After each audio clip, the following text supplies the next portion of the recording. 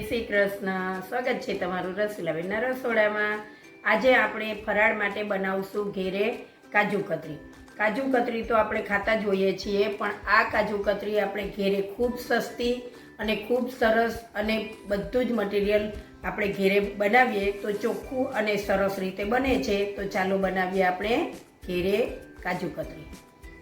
તો જુઓ, કાજુ કતરી બનાવતા પહેલાં આપણે સૌ પ્રથમ એ ધ્યાન રાખીશું કે આ રીતના પેકિંગમાં જે કાજુ આવે છે એનો ઉપયોગ કરીશું, કેમ કે અત્યારે ચોમાસાની સિઝન છે અને જો લૂઝમાં આપણે લઈએ તો એ કાજુ થોડા ખવાઈ ગયેલા હોય તો આપણને રિઝલ્ટ સારું નથી મળતું, કેમ કે કાજુ આપણે પીસવાના હોય છે તો સરખી રીતે પીસાતા નથી।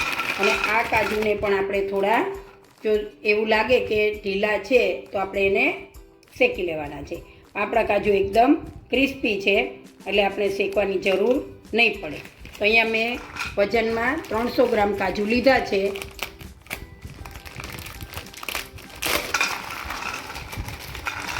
અને આ કાજુને આપણે મિક્સરમાં પીસી લેશું। આ મેં આ રીતે મિક્સરને ચાલુ બંધ કરીને પીસી લીધું છે, જેથી આ કાજુ છે તે ઓઇલ ના છોડે।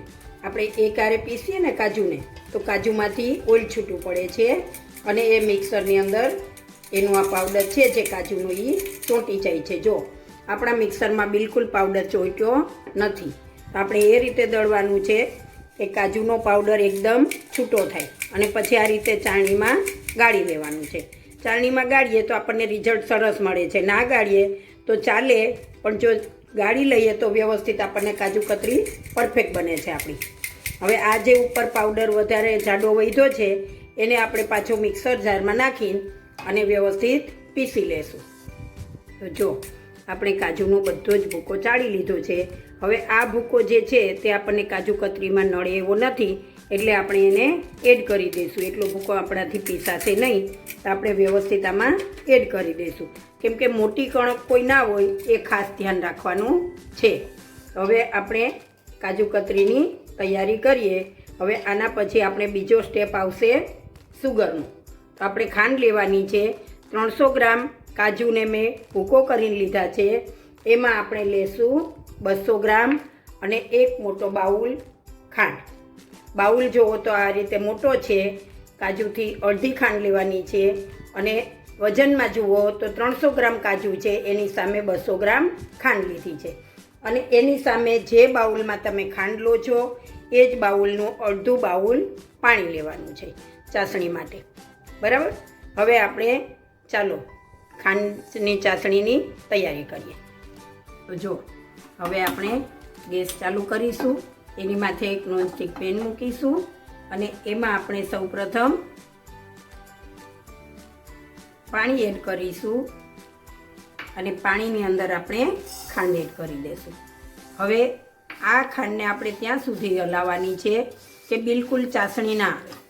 1 તારી કે 1.5 તારી આપણે ચાસણી નથી લેવાની, પણ ખાંડ ઓગળી જાય અને ખાંડમાં જ્યાં સુધી આમ બબલ્સ ના આવે ત્યાં સુધી જ આપણે એને મિક્સ કરવાની છે। જુઓ અહીંયા આપણી ખાંડ બિલકુલ ઓગળી ગઈ છે અને પાણીમાં બબલ્સ આવવા માંડ્યા છે। આપણે ચાસણી નથી આવવા દીધી, જો આ રીતનું એકદમ છૂટું રહે છે પાણી અને ખાંડ। હવે આપણે આમાં કાજુનો જે ભૂકો છે આપણો કરેલો એ એડ કરી દઈશું અને એને સતત હલાવ્યા રાખશું। કાજુનો ભૂકો નાખ્યા પછી આપણે હાથને બિલકુલ બંધ રાખવાના નથી, કેમ કે નીચે આપણા કાજુ અને ખાંડ ચોટી ના જાય એનું ખાસ આપણે ધ્યાન રાખવાનું છે। જો આ રીતે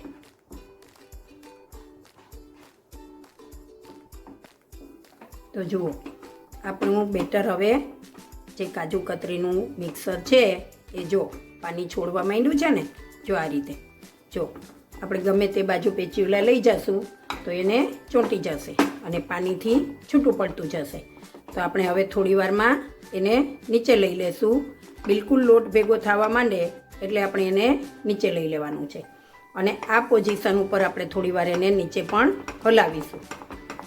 જુઓ એકદમ છૂટું પડે છે, આ રીતે આપણે એને હલાવી એકદમ સરસ પાકવા દેવાનું છે। તો જુઓ આપણો આ જે કાજુનું મિક્સર છે એકદમ જો લોઢીને છોડી દીધી ને, તો હવે આપણે ગેસની ફ્લેમ બંધ કરી દઈશું અને આ મિક્સરને આપણે લોઢીને નીચે લઈ લેશું. આ આપણે કાજુ કતરીના મિક્સરને નીચે લઈ લીધું છે. આપણે એમાં 1 થી 1.5 ચમચી ઘી નાખી દઈશું. ઘીથી સ્વાદ પણ સરસ આવશે, શાઇનિંગ પણ આવશે અને આપણા હાથમાં આ લોટ ચોંટશે પણ નહીં અને સરસ રીતે આપણી કાજુ કતરી એકદમ સરસ થશે. જો આ રીતે આપણે એને ઘીને મિક્સ કરી દેવાનું છે. એટલે આપણે હાથમાં જો કાજુ કતરીનો લોટ લેશું ને તો આપણા હાથમાં ચોંટશે નહીં. તો જો આ મિક્સરને આપણે એક પ્લાસ્ટિકની જે શીટ હોય એની ઉપર લઈ લઈશું. મારી પાસે આ પ્લાસ્ટિક હતું એટલે મેં એનો ઉપયોગ કર્યો છે. અને હવે આપણે ઘીવાળો હાથ કરી અને આને આ રીતે મસળી લેશું, આવી રીતે. તો સરસ રીતે આપણે એને એકદમ મિક્સ કરીને અને જ્યાં સુધી વણાય એવું ના થાય ત્યાં સુધી આપણે એને સરસ રીતે આ રીતે બધું ભેગું કરીને અને મસળી લેવાનું છે. તો જુઓ આ કાજુ કતરીના મિક્સરને આપણે આ રીતે પ્લાસ્ટિકમાં નાખીને અને સરસ રીતે ધીમે ધીમે હાથે એકદમ પરફેક્ટ જ્યાં સુધી એનું થિકનેસ ના આવે ત્યાં સુધી આપણે વણી લઈશું. અને લોટને થોડો ગરમ હશે ને વણતા જઈશું ને તો એકદમ સરસ પ્રસરી જશે. બાકી ઠંડુ થવા દઈશું તો પછી કાજુ કતરીનું આપણને પરફેક્ટ રિઝલ્ટ નહીં મળે. એટલે થોડું ગરમ હોય ત્યાં જ આપણે એને વણી લેવાનું છે.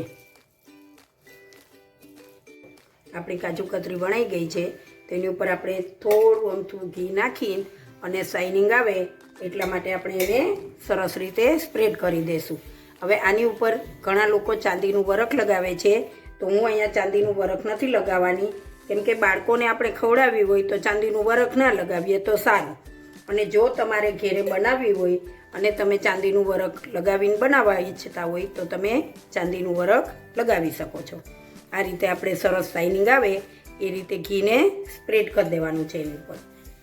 તો જો વણાઈ ગઈ છે ને સરસ. હવે આને આપણે આના પીસ કરી લેશું. જુઓ આ રીતે આપણે ધીમે ધીમે તવીથાથી, તમારી પાસે સ્કેલ હોય ને તો તમે બાળકોની જે ભણવા માટેની સ્કેલ આવે ને એ સ્કેલને માપ લઈને અને કરી શકો છો. પણ હું સ્કેલ વગર જ એમને અંદાજે કરું છું. આવા નાના નાના આપણે પહેલાં ઊભા કાપા કરીશું અને પછી તમે ડાયમંડ શેપમાં કાપતા હોય તો તમારે ક્રોસમાં કાપા કરવાના અને ચોરસમાં કાપવા હોય તો સીધા કાપા કરવાના. આ રીતે આપણે બધી જ કાજુ કતરીને સરસ કાપા કરીને અને એના ચોસલા પાડી લેશું.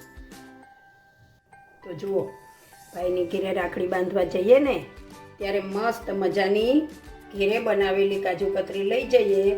કેમ કે રક્ષાબંધનના પર્વમાં બહુ વહેલી મીઠાઈઓ આ લોકો બનાવીને દુકાનોવાળા રાખી દે છે અને બહુ ખરાબ મીઠાઈઓ નીકળે છે, જેથી આપણને માંદા પડીએ છીએ અને દવા પણ લેવા જવું પડે છે. તો તમે આ રીતે જો પરફેક્ટ માપથી કાજુ કતરી ઘેરે બનાવશો તો ખૂબ જ સરસ બને છે. ભાઈ પણ ખુશ, ભાભી પણ ખુશ અને રાખડી બાંધવા જતાં બેની પણ ખુશ. તો તમે પણ બનાવો આ રીતે ઘેરે કાજુ કતરી. તો જુઓ બની છે ને બજાર જેવી એકદમ પરફેક્ટ કાજુ કતરી. આમાં મેં અંદર કશું એડ નથી કર્યું, કેમ કે મારા ઘરમાં કોઈ વસ્તુ એડ કરેલી ખવાતી નથી. તમારા ઘરમાં જો એલચી કે કંઈ ખવાતું હોય તો તમે એલચી એડ કરી શકો છો. અને જુઓ હું તમને એક કાજુ કતરી ભાંગીને બતાવું છું કેટલી સ્મૂથ બની છે. જુઓ એકદમ સરસ પરફેક્ટ બજાર જેવી જ બની છે. તો જો તમને મારી આ રેસીપી ગમી હોય તો મારા વિડીયોને લાઈક કરો, શેર કરો અને મારી ચેનલને સબસ્ક્રાઈબ કરો.